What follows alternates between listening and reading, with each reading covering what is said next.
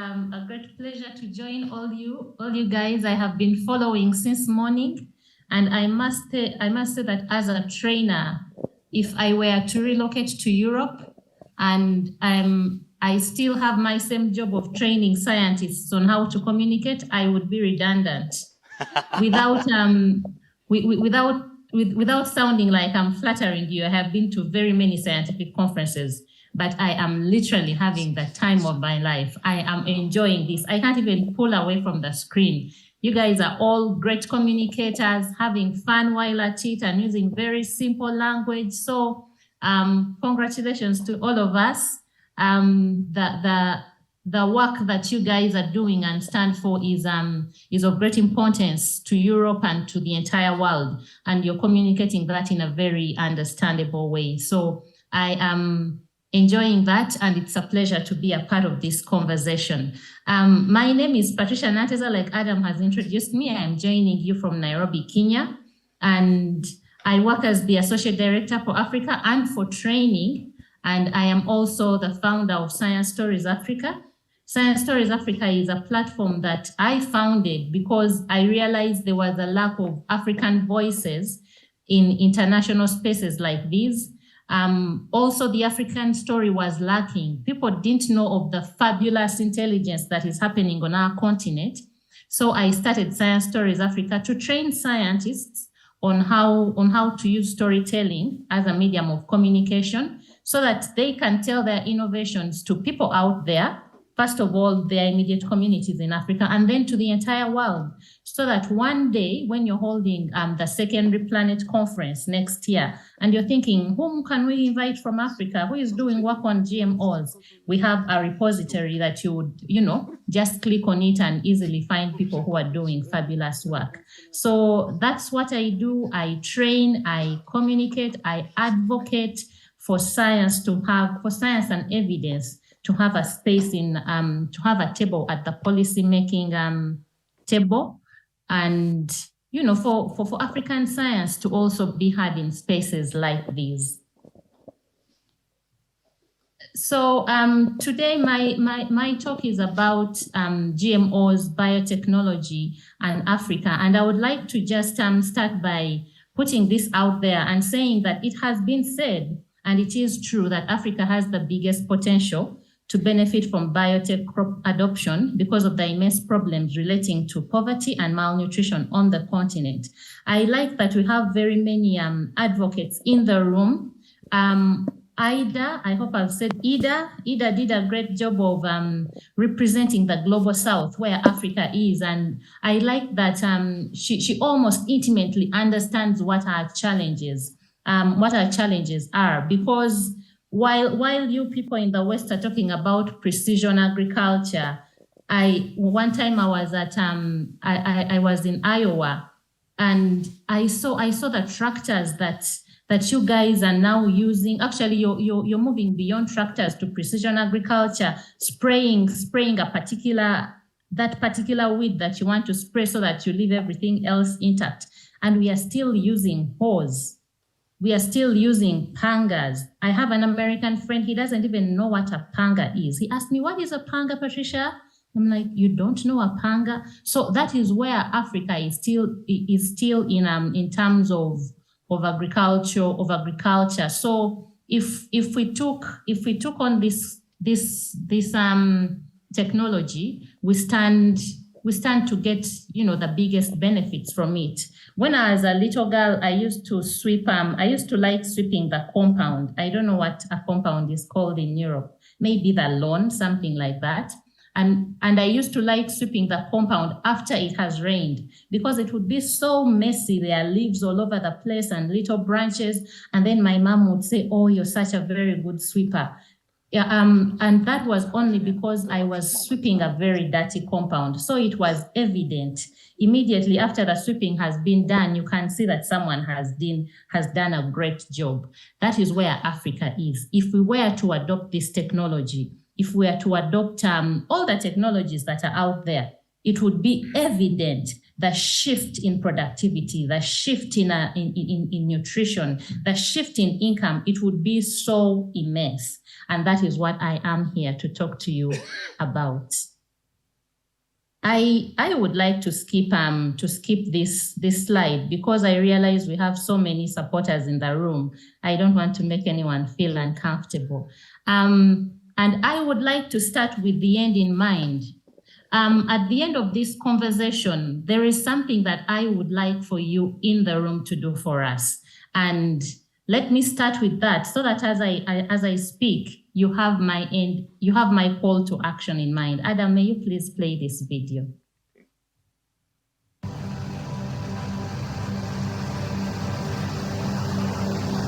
The scaremongering that is seeping into our countries is basically fueled from USA or from Europe.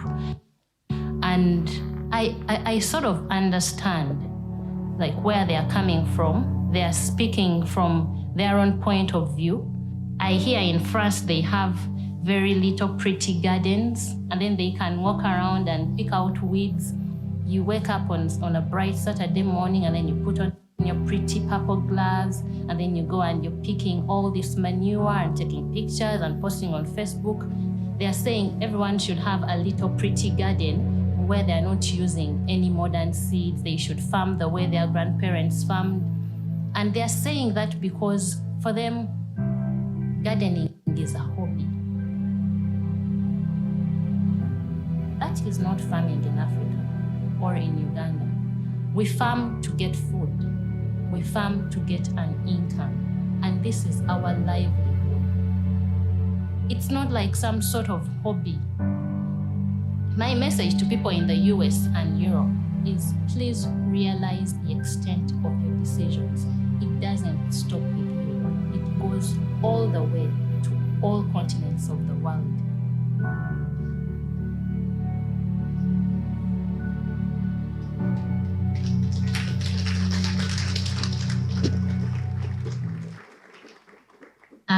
Thank you, Adam. There hasn't been a single country in the world that has I can go on? Okay. Thank you very much, Adam. So at the end of the day, that is what I would request all of us in the room to think about. When Mark was speaking, oh, by the way, Mark is the one who invited me. Last year, I think I spoke with us during one of our online meetings. And Mark still again invited me this year to come join in person, and I couldn't attend. I'll explain at the end why. But I had Mark mention that he's been to Africa, and I have been with him. I have been with Mark when he visited Uganda, and he saw what farming in Africa really looks like. It is very subsistent. And I would like to put out an invitation at this time that if you're ever coming to Africa, please don't stay in the hotels. Do not just go to the forest reserves and see our beautiful animals and things like that. My background here is the Ngong Hills. If you're ever in Nairobi, please come and visit that and climb the Ngong Hills. It's some sort of baptism for whoever comes into Nairobi. But please take off time and go into the countryside and see what true agriculture looks like. I think it will help you to appreciate more that we need technology, but also it will also help you to realize that the work that you're doing in Europe is so instrumental. If it's affecting us, if you make any positive policies, our policymakers are looking up to you, and they're going to quote you and say, oh, Poland did this, or Germany did this, or the UK did this. We should do this because these people have gone ahead of us, and they have it all together. They know what to do. So to just encourage you to realize that what you're doing, Mark listed quite a very long and impressive list of what you have done as WePlanet over the last 1 year, and it was very impressive. I thought we need this in Africa, we need this in Kenya. But to just let you know that whatever efforts you're carrying out, they are impacting us. And thank you very much that we have a voice that is pro-science, a voice that is pro-environment and pro-biotechnology, because it trickles down and it influences our public, it influences our policymakers.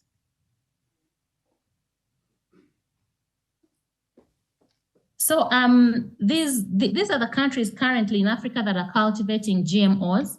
South Africa was the lead. They started way before this hullabaloo of anti-biotechnology activists, where Mark came from, started. So South Africa got a very good head start.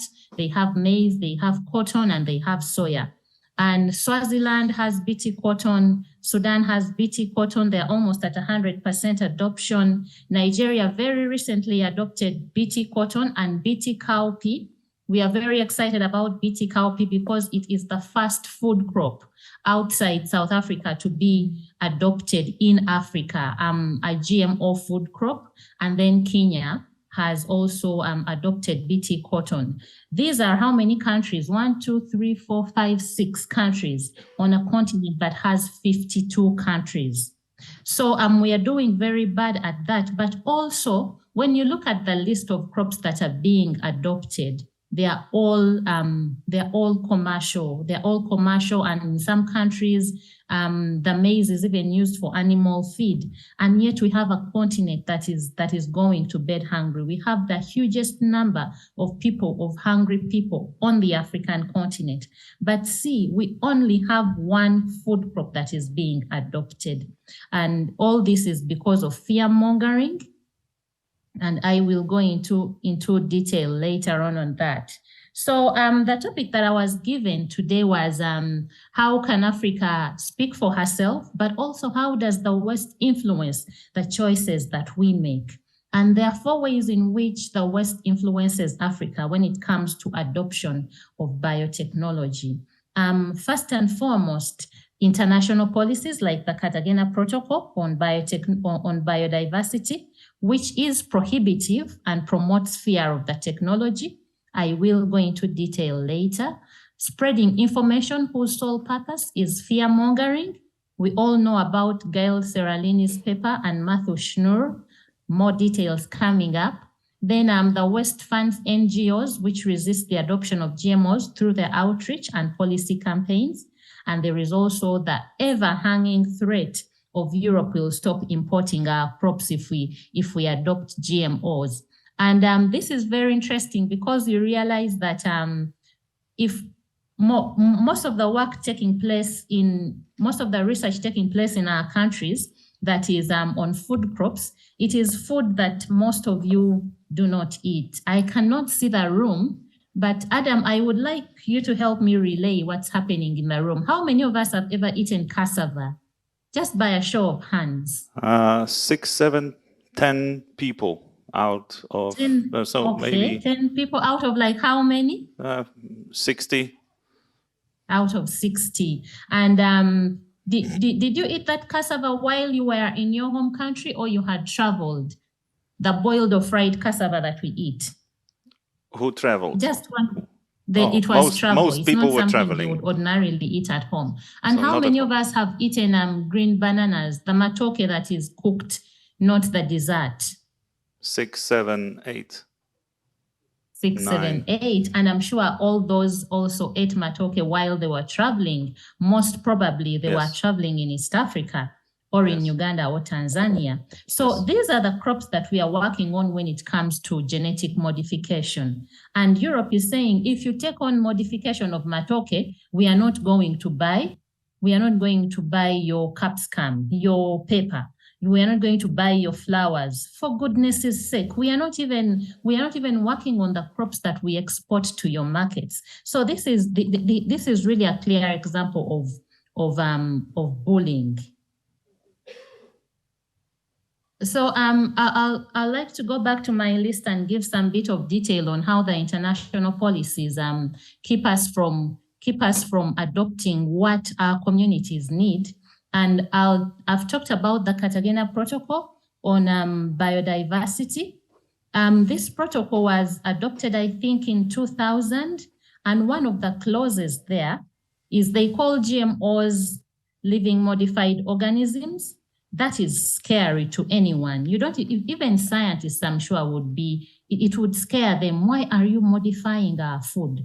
You know, why are you putting in strange genes? You want, like Mark told you people here are worried about their fertility. They're like, oh, you want to make us infertile, you want to turn us into gays. And this is not to, make anyone feel bad about their choices. But these are things that in Africa are scary, and they are sort of foreign at this point. You want to make us obese like Americans, So using such language is intended to scare. But beyond the language, there is the strict liability clause.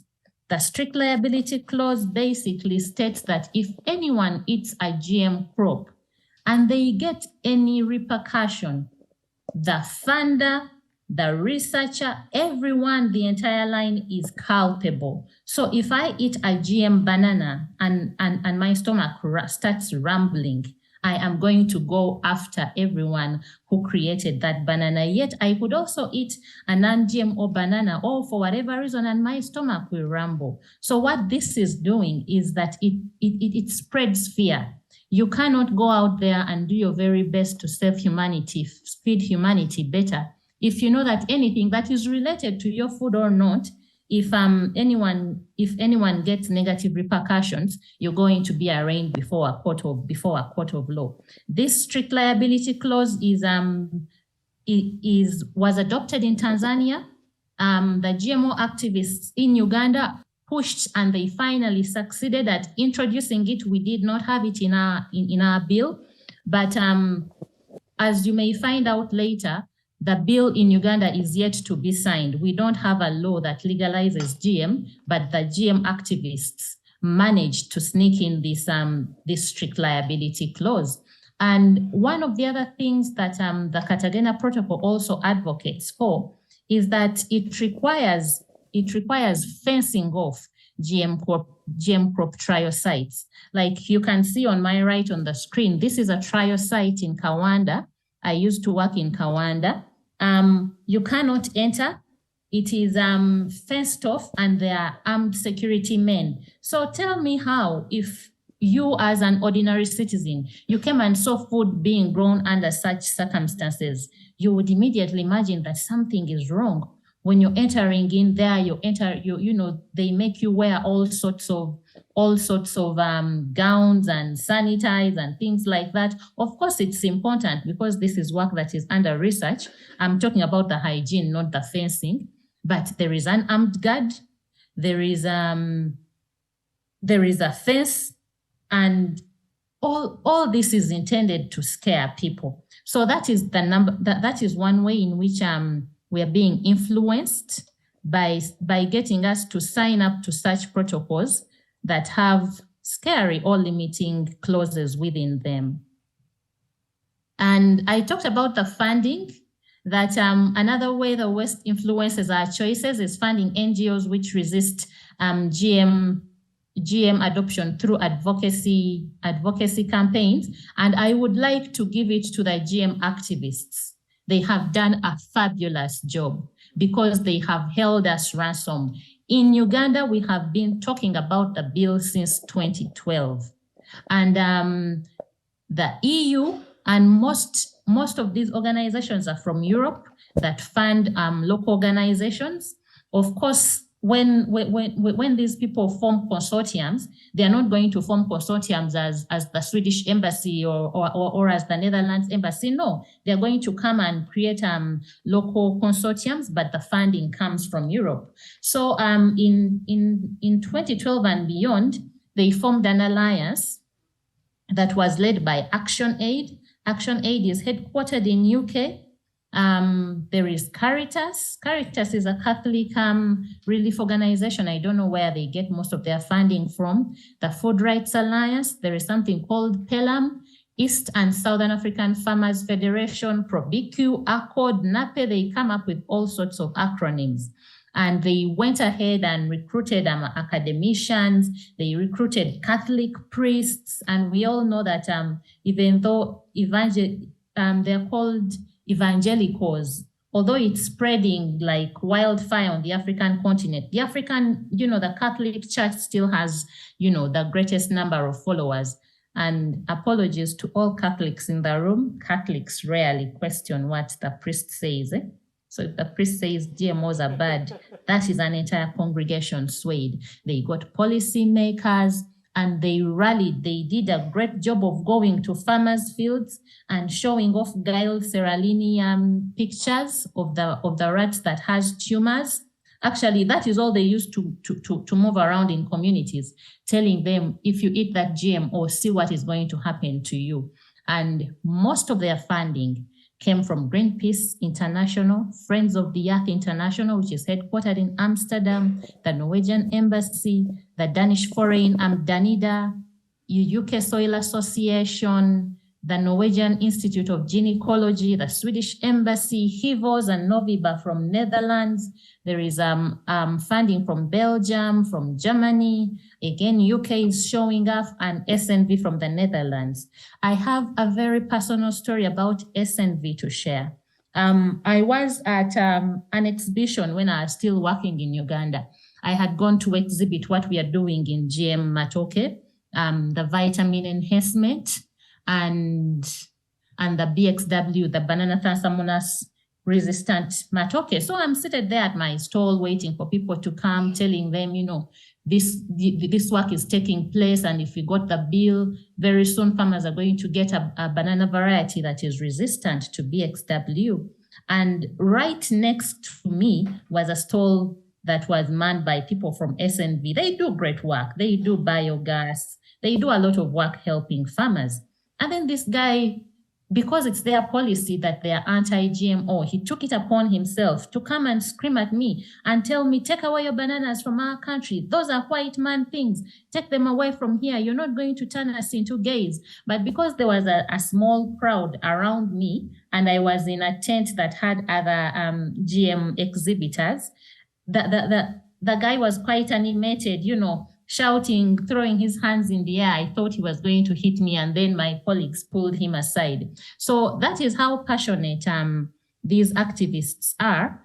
But when you look at it from the outside, you would say that is a Ugandan who doesn't want GM Matoke. No, this Ugandan is only doing their job. He is paid to do that. And when you follow the money, who is paying him? Someone from the Netherlands, and this is taxpayers' money, because that is what your governments use to give us aid. They use your money, and then they come and help spread such non-scientific propaganda. Then the other form in which the West keeps our hands tied is fear-mongering. Fear-mongering basically presents itself in fake information. Gail Seralini, he's a celebrity, I must say. His paper I think it's the most quoted paper, the most trusted resource the anti-GMO activists have. I've told you how they move with it. When they are going to communities, they even show it to coffee farmers, and there is no work, there is no GM work taking place in coffee, but still they tell them, if you get this coffee from the National Research Organization, this is what is going to happen to you and your children. And it is that very paper that the Minister of Health in November 2012 here in Kenya used to put a ban on the importation of GM crops. So his paper is not without significance. It has managed to hold entire communities, entire governments at ransom in fear. And then there is the Matthew Shinuru paper, which he titled Biotechnology and Biohegemony in Uganda. And let me just a moment. Biotechnology and Biohegemony in Uganda, unraveling the social relation underpinning the promotion of genetically modified crops into African markets. And this paper was basically commissioned by the anti-GMO activists. So and he went ahead to show how GMOs are carcinogenic, how Europeans have refused to adopt GM, and then if a European can say no to something, who are us as Africans who are poor and least educated, how can we make a decision that is contrary, you know? So we have such information sources that the activists are very good at picking up on, or asking that certain studies are done so that their narrative can be furthered by so-called scientific research. And Matthew Schnur is Canadian, so maybe his funding was coming from Canada. And I started by explaining the threat of losing European market. This is a very sad story here. In 2003, there was a famine down in Southern Africa, and Zambia and Zimbabwe, which had suffered from the drought that caused that famine, refused GM grain relief from the World Health Organization. They refused it on all those grounds that I have shared before. It is carcinogenic. We need to protect our indigenous varieties on environmental basis that is going to lead to the destruction of biodiversity. Either you need to go to Zambia and Zimbabwe and tell them what you've told us today, that the greatest threat to biodiversity is not GM adoption. It is agriculture and the destruction of habitats. So destruction of biodiversity. I've spoken about the food being carcinogenic, and this is, I don't know the English word for it. Maybe I'll call it madness. How can you have hungry people, a hungry community, children dying from hunger because it was that bad, and you say no to food relief just because you have been told it's carcinogenic? Okay, for just argument's sake, let me play the devil's advocate and we say that GM causes cancer. Which one would you rather?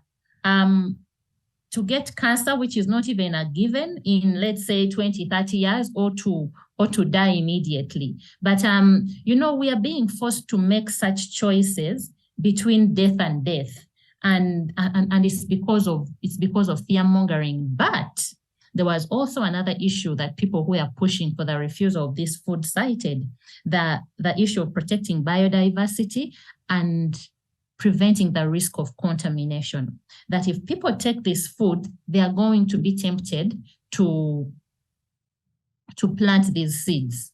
And when they plant these seeds, they are going to contaminate the other products. And Europe, mighty, lovely Europe, will close out the market for the products that they export. I do not know what Zimbabwe exports, but I know Botswana is I think the world's or Africa's #1 exporter of beef. So maybe they were worried that if their beef is fed on GM corn, then Europe will not buy it. But anyway, we have that constant threat of, you dare take on this technology, we are not going to buy your flowers. We are not going to buy your coffee.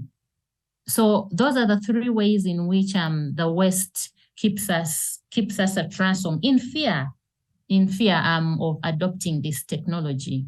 And what is it that you guys in the room can do? When Mark was telling me about the presentation that I should come up with, he told me expect a lot of support in the room.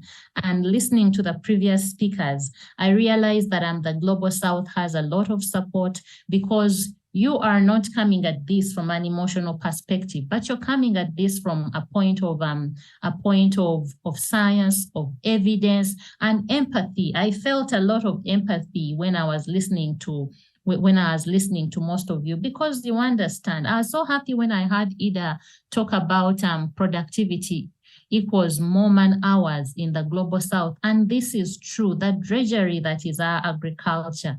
And to imagine that most of our farmers are women. The African woman is constantly tired because you're running from the garden, and then you have these children. Meanwhile, while you're hand hoeing your plantation, there is a baby strapped to your back. So when I hear someone empathize with that, it really did warm my heart.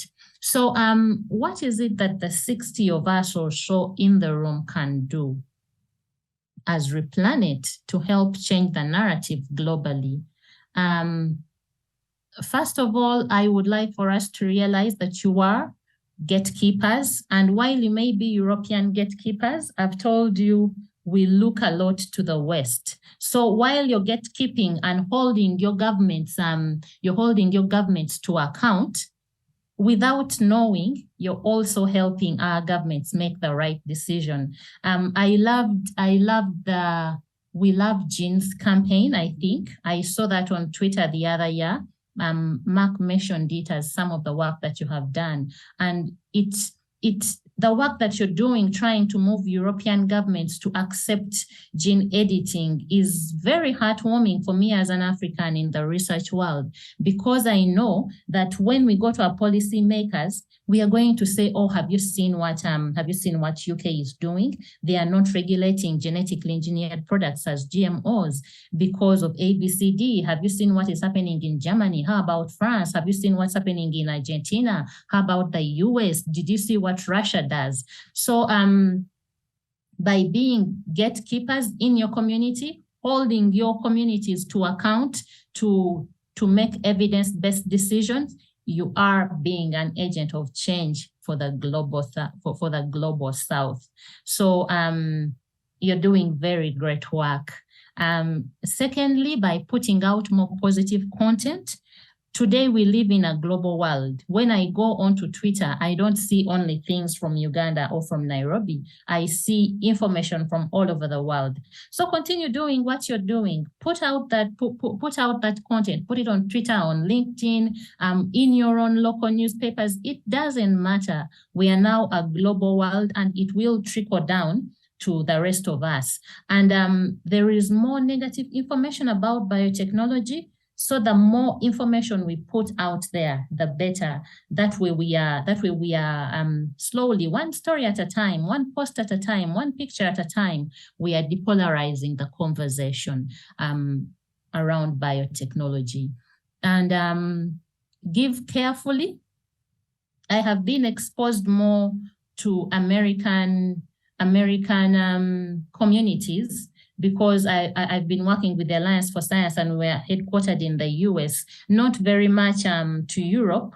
I used to say that Americans are the biggest givers I know, but I think that is also very true to Europe, especially through your governments. You guys are big givers, directly and indirectly through your taxes. But I want to caution us. I want to send us home with some food for thought. Before you give, especially direct giving, check out the charities that you're giving to. Don't just read the who we are and what we do. Go into the details and see what it is that they exactly do when they come on the ground. So many organizations get funding and they come and do something totally different.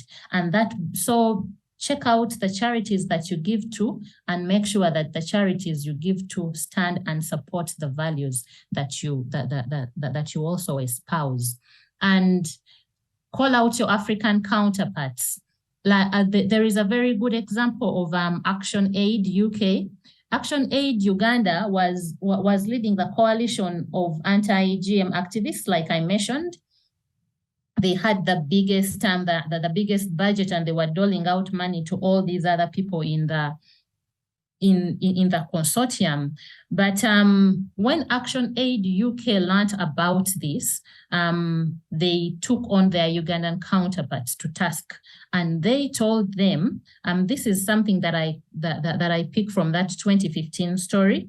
It says the British NGO Action Aid has criticized this Ugandan subsidiary for saying that genetically modified crop use in Uganda could potentially cause cancer.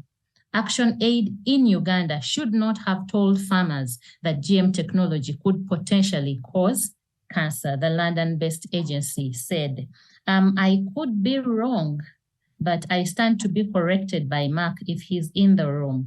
This was brought to Action Aid UK's knowledge by Mark when he found out what was going on, and he said, okay, I know someone at the headquarters, I will talk to them. So when you hear stories like this, like what I've shared about SNV, you can always, if you're in Netherlands, you can always go to SNV and and tell them what is happening. Mark, am I taking, Adam, am I taking too much time? Should I be winding up?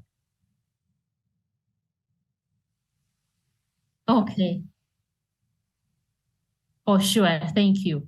So, and finally, after you've done all those things, the one last thing that you can do for us is to let Africa speak for herself. How can you do this? By helping delegations to be invited at international conferences. Mark was just sharing this in our team meeting that, oh, there is this eco-modernist conference coming in Poland. And I told him I am available for travel. And he said, okay, let me talk to the organizers and see if they can put you on the agenda. And that is how I got onto the agenda. So Tia and Adam, thank you very much. So it's things like this, when you're part of organizing some of these big international conferences, please be on the lookout for us. I have met quite a number of European and American experts on African issues. And I'm like, oh my goodness, there must be a real African who is an expert on African issues, you know? So please invite us to these conferences where possible, support us with travel grants, because our resources are not as enormous as yours, and to reduce visa restrictions, because those are also a barrier to entry. I was invited. WePlanet did a great job. When I put on my request, they said yes, they invited me. And you know why I'm not there in the room with you? Because the Polish embassy only put out a few slots. The first visa interview slot that I could get was 29th October. And goodness, I need to travel so that I can attend a conference on 1st and 2nd October. So the visa restrictions can also come into play. And that's it for me. Thank you very much. And I would like to ask you to please help us tell the African story by giving to Science Stories Africa. No obligations. But thank you very much for listening to me. I'll stop sharing and I'll mute.